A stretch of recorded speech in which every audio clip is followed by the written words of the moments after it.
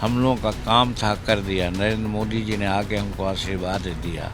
अब क्या होगा ये 4 जून को पता चलेगा। देश और दुनिया की राजनीति को तो समझाया है, संविधान की बात समझाया है और उनकी बातों में जनता का विश्वास है, इसलिए यहाँ पर जीत तो उनकी होगी ही। गया से एनडीए उम्मीदवार जीतन राम मांझी हमारे साथ है। वोटिंग चल रही है, क्या उम्मीद है? हम सीधे बात करते हैं जीतन राम मांझी जी से। मांझी जी, वोटिंग चल रही है, क्या कहा जाए, क्या उम्मीद है और किस तरह से इन चीज़ों को देखें? देखिए, यहाँ पर हम एक गीता की बात कह के सुनाते हैं कि कर्मण्येवाधिकारस्ते मा फलेषु कदाचन।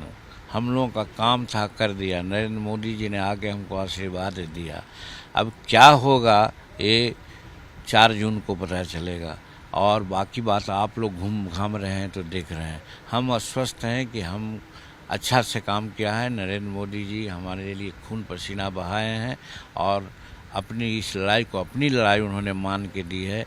जो देश का नहीं संसार का सबसे स्ट्रॉन्गेस्ट आदमी के रूप में है, वो आकर के आशीर्वाद देता है तो फिर उसका फल तो मीठा होना ही होना है।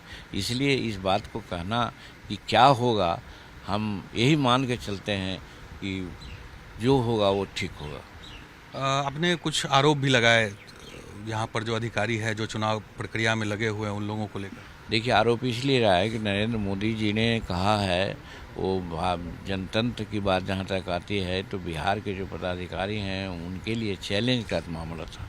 क्या कारण है कि दूसरे राज्यों में 95%, 90%, 80% पोल होता है और बिहार में 56% या 60% के नीचे ही होता है। तो इसके लिए कहा गया था कि बेल इन एडवांस बीएलओ लोग घर घर पर्ची बैठा दे। हमारे गया से सूचना आ रही है कि पर्ची नहीं मिली है, इसलिए खोज खोज करके लोग दे रहे हैं, यानी कि वोट करने में समय लग रहा है। तो ये तो प्रधानमंत्री की जो अपेक्षा थी, या कहिए कि जमहूरियत की अपेक्षा है, इलेक्शन कमीशन की अपेक्षाएं थी, उसके विपरीत यहाँ हुआ है, यह हो रहा है। ऐसा नहीं होना चाहिए था। पोल होना चाहिए था कम से कम यहाँ पर 80%। और जो प्रक्रिया है, अभी देहात की बात तो नहीं आ रही है, लेकिन शहर में तो ज़रूर बात आ रही है कि पर्चियाँ लेट से बांटी गई है या बांटी ही नहीं गई है। उसका प्रभाव पड़ जाएगा? निश्चित पड़ेगा पोल पर। 80% पोल होता तो ज़्यादा मार्जिन से आदमी जीतता और 56% पोल होगा तो मार्जिन कम होगा। लेकिन जीत तो तय है। अब उसके बारे में कहा कि हम अभी कुछ नहीं कर सकते हैं। हम लोगों ने काम किया है, बहुत निष्पक्ष रूप में काम किया है। माननीय नरेंद्र मोदी जी ने आकर के आशीर्वाद दिया है।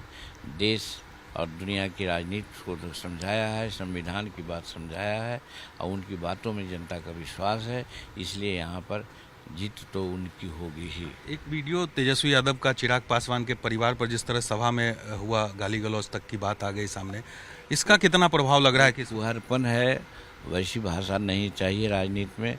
सबकी माँ माँ है, बहन बहन है, उसकी इज्जत अपनी और नारी शक्ति का एक तरह से उन्होंने अपमान किया है।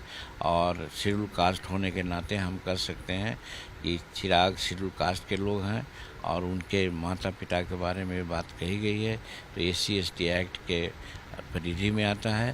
तो इसलिए ऐसा कहने वालों पर SC/ST एक्ट के तहत मुकदमा होना चाहिए, कार्रवाई होनी चाहिए। राम को लेकर भी काफ़ी चर्चा रही, आपको लेकर कहा गया कि राम के अस्तित्व पर आपने सवाल उठाया और कहा गया है, और ये सब आप लोगों की बात आती है। राम के प्रति हमारी भक्ति में कहीं कोई कमजोरी नहीं है, लेकिन राम के भक्ति का थोड़ा सा हमें डिफरेंसेस है कि लोग दिखा के करता है, हम दिखा के नहीं करते हैं। लेकिन जितना आस्थावान हम ईश्वर के प्रति हैं, राम के प्रति हैं, हम समझते हैं कि बहुत कम लोग होते होंगे और हम तो उसका उपज हैं कि एक गरीब घर का लड़का, मजदूरा का लड़का बिहार के मुख्यमंत्री के कुर्सी पर बैठ गया, ये तो सब भगवान की कृपा है। चलिए, तो बहुत बहुत धन्यवाद जीतन राम मांझी, उन्होंने अपनी बात रखी तमाम मुद्दों पर। कैमरा पर्सन मुस्तफा के साथ साकेत कुमार, टाइम्स नाउ भारत, बोधगया।